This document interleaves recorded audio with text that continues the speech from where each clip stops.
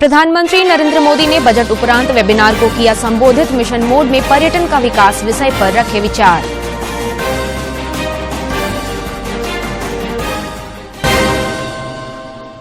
वित्त मंत्री रामेश्वर उरांव ने विधानसभा में 1,16,418 करोड़ रुपए का वार्षिक बजट किया पेश। जन कल्याण और ढांचागत संरचना के विकास पर बल। G20 प्रतिनिधि स्तर की बैठक का आज दूसरा दिन। डेलीगेट्स करेंगे रांची के नजदीक पतरातू का भ्रमण। लेक रिजॉर्ट में बना शिल्प ग्राम।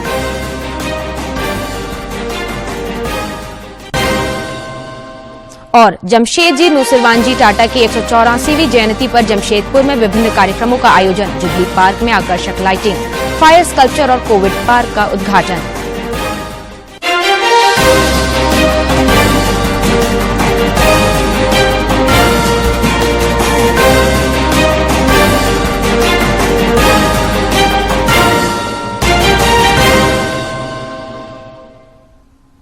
नमस्कार, खबरें झारखंड में आपका स्वागत है। मैं हूं कामिनी और अब समाचार विस्तार से।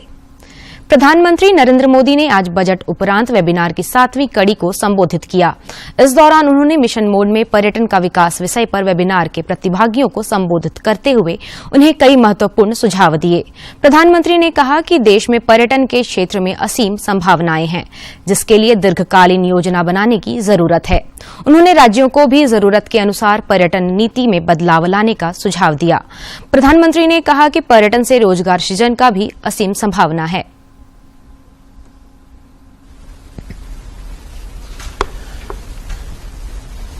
आज का नया भारत नए वर्क कल्चर के साथ आगे बढ़ रहा है। इस बार भी बजट की खूब वाहवाही हुई है। देश के लोगों ने इसे बहुत पॉजिटिव तरीके से लिया है। अगर पुराना वर्क कल्चर होता तो इस तरह के बजट वेबिनार्स के बारे में कोई सोचता ही नहीं।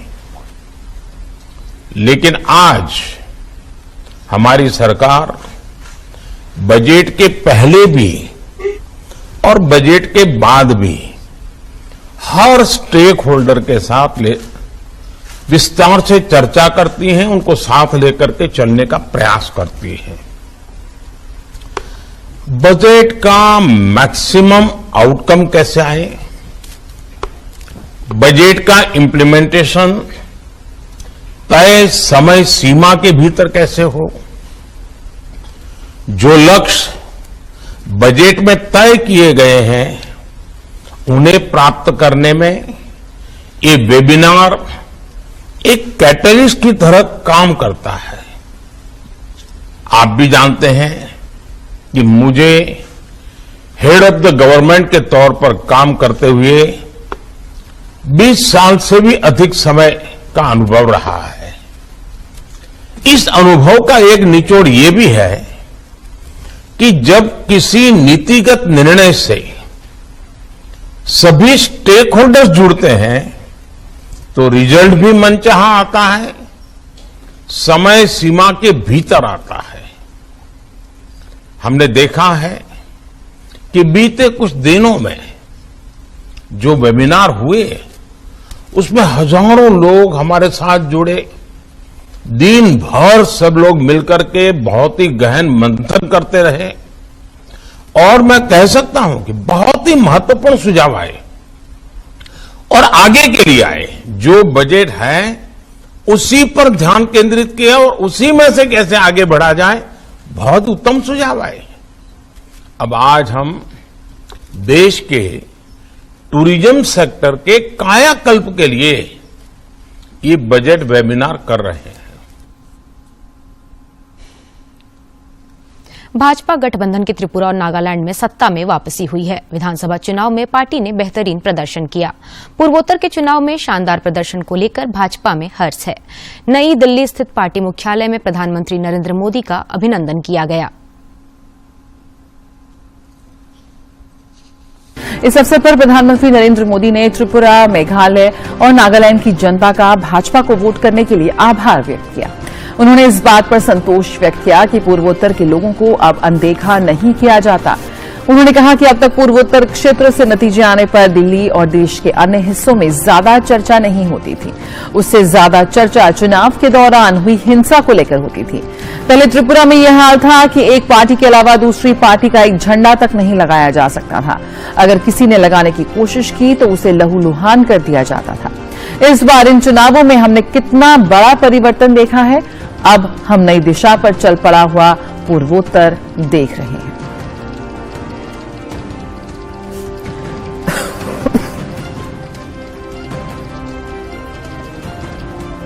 आज हमारे लिए जनता जनार्दन को विनम्रता से नमन करने का एक और अवसर आया है। मैं त्रिपुरा, मेघालय और नागालैंड की जनता का सर झुकाकर वंदन करता हूं, उन सबका आभार व्यक्त करता हूं।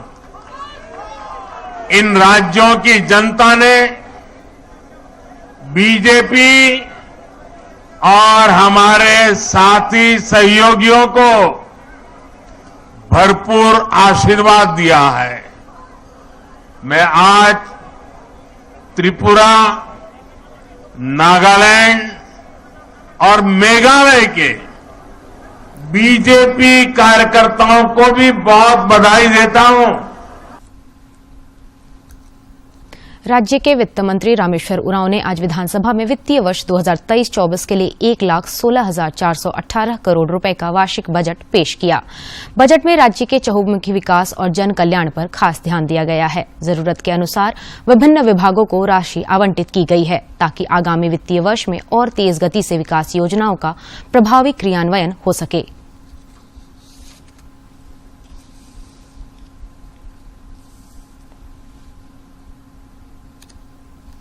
से मैं वित्तीय वर्ष 2023-24 का बजट सदन के पटल पर रख रहा हूं।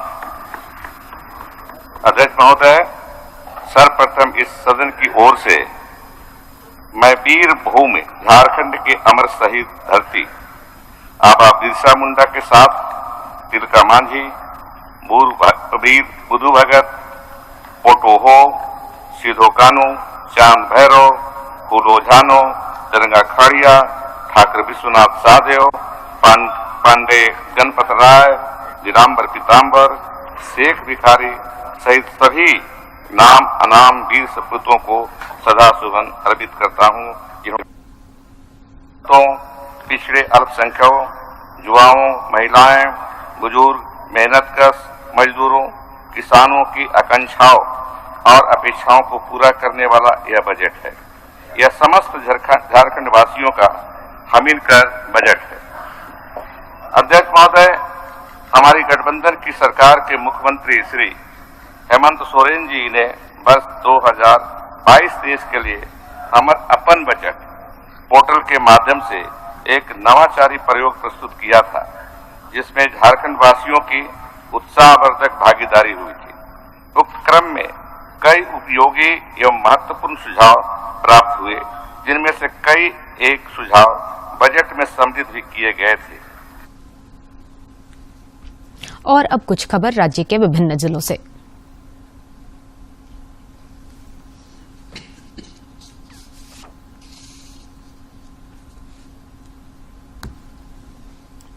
गोड्डा समाहरणालय स्थित सभागार में स्वास्थ्य विभाग के अंतर्गत जिला स्तरीय टास्क फोर्स की बैठक आयोजित की गई। बैठक में उपायुक्त ने बताया कि जिले में अप्रैल से खसरा एवं रुबेला की रोकथाम हेतु एमआर कैंपेन का आयोजन होगा।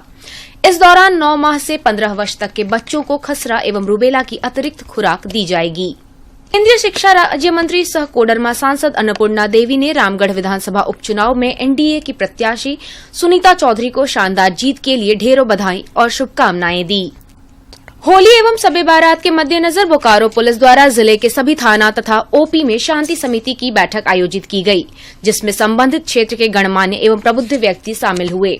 इस दौरान पर्व को सौहार्दपूर्ण वातावरण में शांतिपूर्वक रूप से मनाने की अपील की गई। साहिबगंज समाहरणालय स्थित सभागार में मादक पदार्थों की खेती एवं तस्करी की रोकथाम में समन्वय एवं सहयोग पर चर्चा के लिए बैठक आयोजित की गई। बैठक में मादक पदार्थों की खेती एवं तस्करी से संबंधित ज्वाइंट एक्शन प्लान पर चर्चा एवं विचार विमर्श किया गया। कोडरमा उपायुक्त अपने कार्यालय कक्ष में विभिन्न प्रखंडों से आए आमजनों की समस्याओं से रूबरू हुए। समस्याओं को सुनते हुए उन्होंने पदाधिकारियों को निष्पादन के लिए उचित कार्रवाई करने का निर्देश दिया। सरायकेला उपायुक्त अरवा राजकमल ने स्वास्थ्य विभाग एवं समाज कल्याण विभाग अंतर्गत संचालित योजनाओं की कार्य प्रगति की समीक्षा की और निर्धारित लक्ष्य को समयावधि में पूर्ण करने का निर्देश दिया। गोड्डा उपायुक्त ने जिला अंतर्गत विभिन्न विभागों को चालू वित्तीय वर्ष में प्राप्त आवंटन एवं व्यय से संबंधित विषयों की समीक्षा की और संबंधित विभागों के कार्यालय प्रधान को आवश्यक दिशा निर्देश दिए। गुमला में उपायुक्त की अध्यक्षता में रागी मिशन की बैठक आयोजित की गई। इस दौरान राष्ट्रीय स्तर के बीज वितरणकर्ता से उत्तम गुणवत्ता के 50 टन बीज खरीदने एवं 25,000 से अधिक एकड़ पर जैविक तरीके से खेती कराने का निर्णय हुआ। रागी लड्डू उत्पादन को बढ़ाने के लिए स्टेडियम के निकट मिलेट शॉप के रूप में JSLPS को जगह उपलब्ध कराने पर सहमति बनी। रांची सांसद संजय सेठ ने G20 के मद्देनजर नागरिकों के लिए आज रांची में एक कार्यक्रम आयोजित किया है। श्री सेठ ने कहा है कि G20 में सिर्फ राजनयिकों और सरकारों की भूमिका नहीं है, बल्कि इसमें नागरिकों की भी भूमिका बहुत महत्वपूर्ण है। उन्होंने कहा कि G20 के माध्यम से नागरिकों की भूमिका और कार्य G20 तक पहुंचेंगे। रांची पुलिस द्वारा संयुक्त अभियान चलाकर दशमफॉल थाना क्षेत्र अंतर्गत विभिन्न गांवों में करीब 14 एकड़ में लगी अफीम की खेती को नष्ट किया गया। चतरा उपायुक्त अबू इमरान ने महिला लखपति किसान पहल के क्रियान्वयन के लिए जिला स्तरीय समन्वय समिति की बैठक की अध्यक्षता की। इस दौरान उन्होंने JSLPS को SHG की दीदियों के आय में बढ़ोतरी को लेकर कई आवश्यक दिशा निर्देश दिए। AFC अंडर-20 महिला फुटबॉल चैंपियनशिप 4 से 12 मार्च तक खेली जाएगी। इस चैंपियनशिप के लिए झारखंड की कुल 7 महिला फुटबॉलरों का चयन किया गया है, जिनमें गुमला से अष्टम उरांव और सुमति कुमारी भी शामिल हैं। जिले के उपायुक्त ने इस बात की जानकारी साझा करते हुए खिलाड़ियों को शुभकामनाएं दी। खूंटी उपायुक्त ने निर्माणाधीन शहरी जलापूर्ति योजना एवं ठोस अपशिष्ट प्रबंधन परियोजनाओं का निरीक्षण कर निर्माण कार्यों को जल्द पूर्ण करने का निर्देश दिया। बोकारो में 4 और 5 मार्च को भारतीय जनता युवा मोर्चा की प्रदेश कार्य समिति की बैठक आयोजित होगी। मोर्चा के पदाधिकारियों ने बैठक स्थल बिरसा आश्रम में चल रही तैयारियों का जायजा लिया और कार्यकर्ताओं के साथ बैठकर जरूरी निर्देश दिए। दुमका उपायुक्त ने काठीकुंड प्रखंड के आसन पहाड़ी गांव का निरीक्षण किया। इस दौरान उन्होंने ग्रामीणों की समस्याओं के निराकरण का निर्देश दिया। साथ ही ग्रामीणों को पशुधन विकास योजना से जोड़ने की हिदायत दी। बोकारो जिला अंतर्गत चंदनकियारी प्रखंड के बाट बिनोर पंचायत भवन में आज विशेष दिव्यांग शिविर का आयोजन किया जा रहा है। उपायुक्त ने इस बात की जानकारी साझा करते हुए पात्र लोगों से शिविर में उपस्थित होकर अपना दिव्यांगता प्रमाण पत्र प्राप्त करने की अपील की। रांची पुलिस ने एक फायरिंग मामले में शामिल 4 आरोपियों को गिरफ्तार कर लिया है। इनके पास से घटना में प्रयुक्त 2 अवैध हथियार एवं गोली को भी बरामद किया गया है। हटिया विधायक नवीन जायसवाल ने रांची जिला अंतर्गत दलादिली के पुराना बाजार टांड में धरती आबा भगवान बिरसा मुंडा की प्रतिमा स्थापित करने हेतु भूमि पूजन कार्यक्रम में हिस्सा लिया। जमशेदपुर सांसद विद्युत वरण महतो ने प्रधानमंत्री जन औषधि प्रचार वाहन को हरी झंडी दिखाकर रवाना किया। उन्होंने योजना को गरीबों के लिए हितकारी बताते हुए कहा कि देश की जनता को बेहतर स्वास्थ्य सेवाएं उपलब्ध कराने के मकसद से प्रधानमंत्री नरेंद्र मोदी ने जन औषधि योजना की शुरुआत की है। गौरतलब है कि देश भर में 1 से 7 मार्च तक जन औषधि दिवस मनाया जा रहा है। टी के अड़की के उलीहातू में स्वास्थ्य शिविर का आयोजन किया गया। इस दौरान बीमारियों की जांच, विशेषज्ञ चिकित्सकों द्वारा परामर्श एवं निःशुल्क दवा का वितरण किया गया। मौके पर आयुष्मान भारत योजना के तहत मिशन मोड में गोल्डन कार्ड बनाने का कार्य भी हुआ।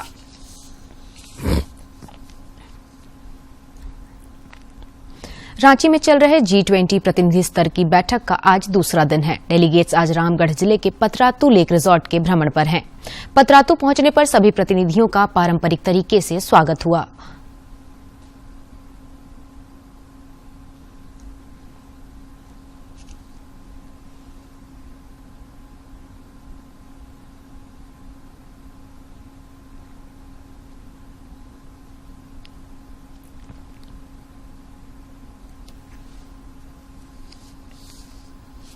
very difficult to surpass all this experience in Brazil.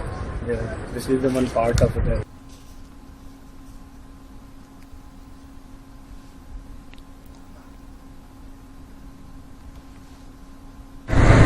G20 के मेहमान रांची में कल दिन भर लेक रिजॉर्ट में शिल्प ग्राम बनाया गया है, जहां पर विभिन्न स्टॉलों के माध्यम से झारखंड की समृद्धशाली संस्कृति, कला और आधुनिक झारखंड के नवाचार को प्रदर्शित किया जा रहा है। और अधिक जानकारी दे रहे हैं हमारे समाचार संपादक। उनके स्वागत की तैयारियां की गई है। बकायदा जो झारखंड की कला और संस्कृति है उससे दीदार कराने की कोशिश की गई है। वेलकम एकदम से पारंपरिक तरीके से इनका यहाँ पर किया गया है। और जो हम कह सकते हैं कि एक जो झारखंड की खूबसूरती है, यहाँ के जो पारंपरिक परिधान है, यहाँ के जो पारंपरिक खान पान है, यहाँ की जो नेचुरल ब्यूटी है, उनसे उनका आज दीदार कराया गया। तो जो एक कह सकते हैं कि उनके चेहरे पर सुकून दिख रहा था कि वो झारखंड निश्चित तौर पर एक प्रकृति की गोद में बसे हुए शहर में ये डेलीगेट्स पहुंचे थे। और यहाँ पर जो ग्रीन एनर्जी को लेकर कल दिन भर बैठकों का सिलसिला चला और उसके बाद आज उन्हें जो एक झारखंड की खूबसूरती है, झारखंड के जो और ब्यूटी है, उसकी झलक के लिए यहाँ पर शिल्प ग्राम तैयार किया गया था, जहाँ पर झारखंड के जो नए नवाचार है उसको भी दर्शाया गया है। और साथ ही साथ झारखंड के जो यूएसपी है कि किस तरीके के हमारे खान पान है, किस तरीके के जो ट्राइबल्स ट्रेडिशंस के लोग यहाँ पर रहते हैं और किस तरीके से उनका विकास किया जा रहा है, उन तमाम चीजों की झलक यहाँ पर दिखाने की कोशिश की गई। और प्रधानमंत्री नरेंद्र मोदी की जो सोच है कि जो देश के तमाम छोटे छोटे शहर भी हैं वहां पर G20 की बैठक हो और वहां की जो एक कह सकते हैं कि यूएसपी है, वहां की जो खूबसूरती है, उसका जो है वो देश और दुनिया से परिचय कराया जा सके। तो निश्चित तौर पर झारखंड में जो ये बैठक हुई है, इसका हम कह सकते हैं कि पर्यटन के क्षेत्र में आने वाले दिनों में झारखंड को फायदा होगा। और प्रधानमंत्री की जो सोच है कि इस तरह की जो बैठकों का सिलसिला होने से उस इलाके का जो एक तरीके से विकास भी हो सकेगा और उसके बारे में लोग जान सकेंगे, गतिविधियां बढ़ेगी, एक्सचेंज बढ़ सकेगा, तो इसका फायदा झारखंड को भी होगा। अपने सहयोगी राज मनोहरन के साथ मैं दिवाकर कुमार, दूरदर्शन समाचार, पतरातू। इधर मुख्यमंत्री हेमंत सोरेन ने कल रांची में G20 की बैठक में शामिल डेलीगेट से औपचारिक मुलाकात की।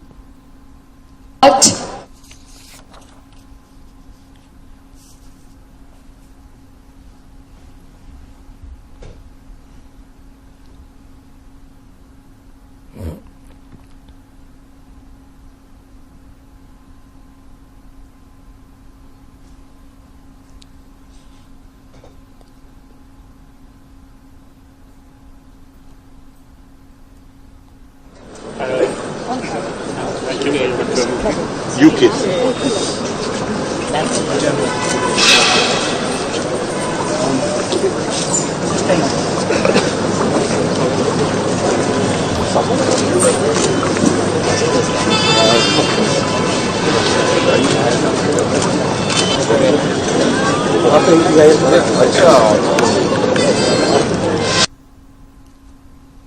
मुख्यमंत्री हेमंत सोरेन की अध्यक्षता में कल राज्य मंत्री परिषद की बैठक हुई, जिसमें 37 प्रस्तावों को मंजूरी दी गई।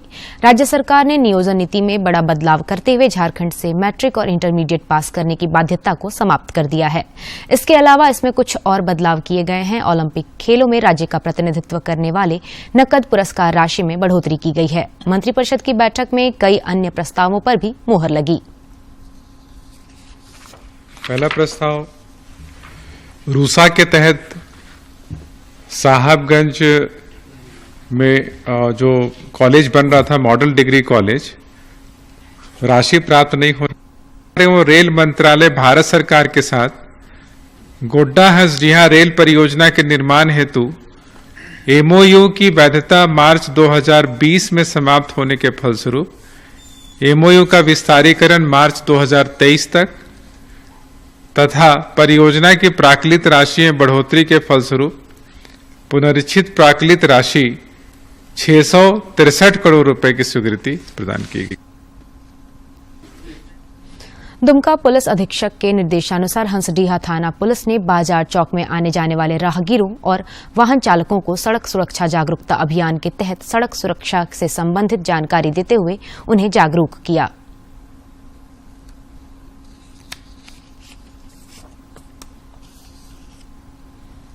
चलाएं, नशा करके गाड़ी मुखर कर ना चलाएं और आए दिन खबर में या सोशल मीडिया में न्यूज़ में सुनते हैं कि हमारे राज्य थाना क्षेत्र में सरकार की जमीन यातायात के नियमों का उल्लंघन करते हैं, वो इंडियन रोड के पास दंड की बात नहीं है। इसलिए विशेषकर आप ध्यान दें, गाड़ी चलाते समय स्वयं भी सुरक्षित रहें और औरों को भी सुरक्षित रखें। गुमला उपायुक्त ने 50 बेड की सुविधा युक्त वृद्धाश्रम का उद्घाटन किया। झारखंड के सभी जिलों में वृद्धाश्रम बनाने के क्रम में यह पहल हुई है। इस वृद्धाश्रम में बिजली, पानी, मनोरंजन कक्ष, डाइनिंग हॉल जैसी सभी मूलभूत सुविधा उपलब्ध है।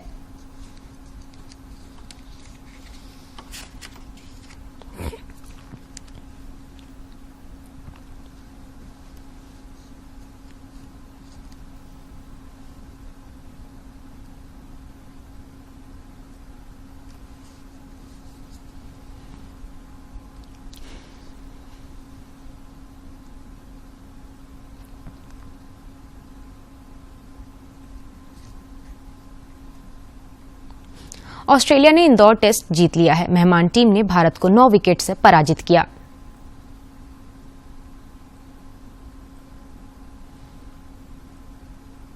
हासिल कर लिया।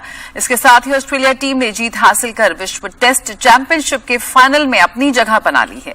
वहीं भारतीय टीम को अगर विश्व टेस्ट में जगह बनानी है तो उसे अहमदाबाद में खेले जाने वाले चौथे टेस्ट को किसी भी हाल में जीतना होगा। और अब जानते हैं मौसम का हाल। राज्य में इस बार गर्मी का सितम कुछ अधिक हो सकता है। मार्च के पहले सप्ताह में ही कई जिलों में तापमान 35 डिग्री सेल्सियस तक जा पहुंचा है। पिछले 24 घंटे के दौरान चाईबासा में अधिकतम तापमान 36 डिग्री सेल्सियस रिकॉर्ड किया गया। जमशेदपुर और डाल्टनगंज में भी पारा 35 को पार कर चुका है। मौसम विज्ञान केंद्र के वैज्ञानिकों ने बताया कि अगले 4 से 5 दिनों में अधिकतम तापमान में धीरे धीरे और 2 से 3 डिग्री सेल्सियस तक का इजाफा हो सकता है। समूह से जुड़कर महिलाएं स्वावलंबन की राह पर तेजी से आगे बढ़ रही हैं। रांची के मैहर सखी मंडल की महिलाएं कलाकृतियों के निर्माण के जरिए नाम और पैसा दोनों कमा रही हैं। जुड़कर आज महिलाएं न सिर्फ खुद आत्मनिर्भर हो रही हैं, बल्कि परिवार को आर्थिक संबल और समाज को एक नई दिशा दे रही हैं। रांची के मैहर सखी मंडल की महिलाएं विभिन्न कलाकृतियों का निर्माण, कपड़ों पर आकर्षक नक्काशी, बैग, पर्स आदि का निर्माण और मोटे अनाजों की प्रोसेसिंग करती हैं। समूह से जुड़ी महिलाओं के जीवन स्तर में सुधार तो हुआ ही है, खुद के भीतर छुपी प्रतिभा को निखारने का भरपूर अवसर भी मिला है। मतलब बेडशीट का पेंटिंग करवाते हैं, बनाते हैं, और ये सब जो है फुलझड़ी ये सब कोई बनाती है। ये जैसे चावल बर्री पापड़ हुआ, ये सबको भी पैक करती है, बनाती है। और ये जैसे पर्स भी है, ये पर्स भी, और क्या बताए, ये जैसे ये मड़ुआ का आटा जो है इसे भी पैक करती है महिला लोग, घर में ही खुद से बनाती है, खुद से मतलब पैक करती है। देश भर में समय समय पर लगने वाले हस्तशिल्प मेले इनकी कलाकृतियों के लिए अच्छे बाजार हैं। समूह की प्रमुख सुमैया निगार कहती हैं कि जब उनके हुनर की तारीफ होती है तो हौसला दुगना हो जाता है। सब आत्मनिर्भर इसमें हो रही है, काम करने का सक्षम, अपना जागरूक भी हो रही है, और अपना कुछ अपना जैसे कि घर में कमाई भी एगो हो गया है, अपना घर में जरूरत से मेरे द्वारा जैसे अपने घर में कर रही है। समूह से जुड़ी महिलाओं के लिए कलाकृतियों के निर्माण का मकसद ठोस आमदनी तो है ही, अपने खाली वक्त को बिताने का एक खूबसूरत जरिया भी है। अपनी छोटी बड़ी जरूरतों के लिए अब उन्हें किसी से पैसे मांगने भी नहीं पड़ते। और समूह से जुड़े हैं तो बहुत सारा फायदा है।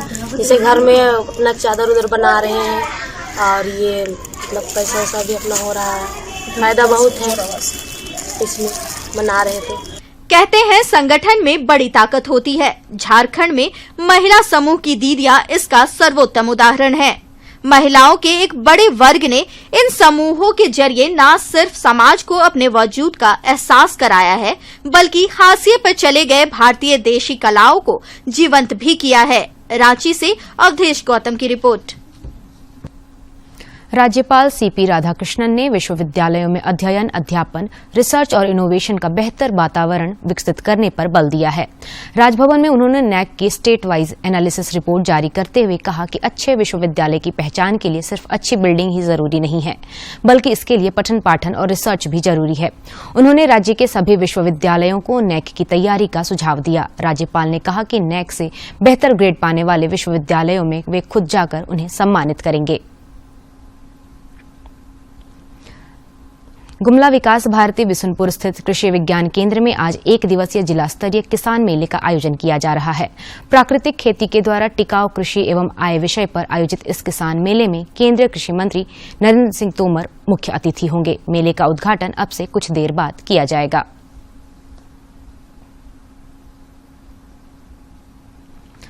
जमशेदपुर में टाटा सन्स और टाटा स्टील के संस्थापक जमशेद जी नुसिरवान जी टाटा की 184वीं जयंती आज धूमधाम से मनाई जा रही है।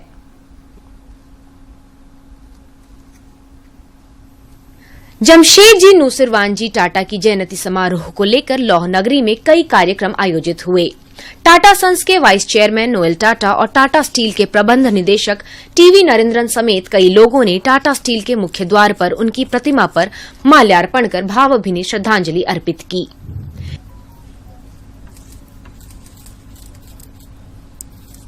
इससे पहले टाटा सन्स के वाइस चेयरमैन नोएल टाटा ने संस्थापक दिवस की पूर्व संध्या पर जुबली पार्क में लाइटिंग का उद्घाटन किया।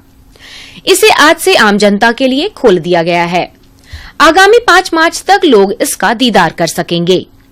टाटा स्टील की ओर से जुबली पार्क के गुलाब पार्क की जगह बनाए गए फायर स्कल्पचर को भी शहर को समर्पित किया गया।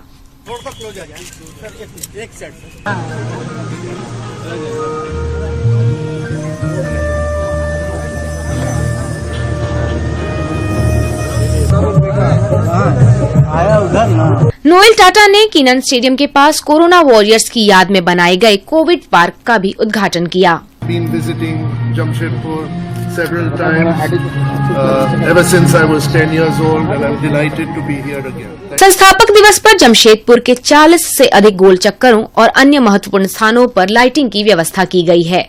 शहर भर के हेरिटेज भवनों और पार्कों को सुंदर विद्युत सज्जा से रोशन किया गया है। जमशेदपुर से राजेश कुमार लालदास की रिपोर्ट। और अब अंत में मुख्य समाचार एक बार फिर। प्रधानमंत्री नरेंद्र मोदी ने बजट उपरांत वेबिनार को किया संबोधित। मिशन मोड में पर्यटन का विकास विषय पर रखे विचार।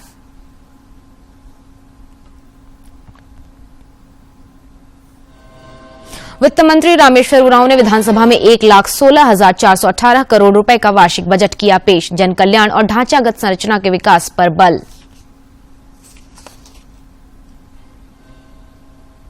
G20 प्रतिनिधि स्तर की बैठक का आज दूसरा दिन डेलीगेट्स करेंगे रांची के नजदीक पतरातू भ्रमण। लेक रिजॉर्ट में बना शिल्प ग्राम।